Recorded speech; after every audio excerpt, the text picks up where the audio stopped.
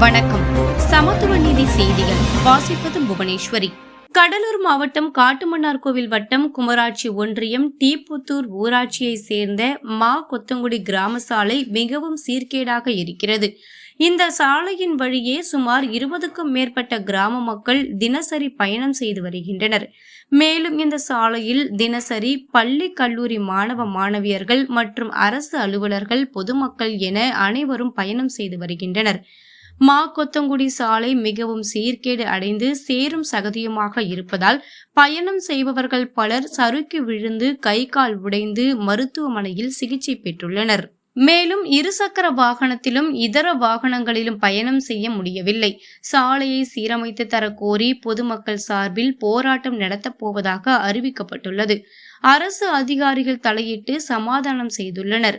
ஆனால் சாலையை அமைக்க அரசு அதிகாரிகள் உத்தரவாதம் எதுவும் அளிக்கவில்லை. சாலை சீரமைக்க பொதுமக்கள் தொடர்ந்து வலியுறுத்தி வருகின்றனர்.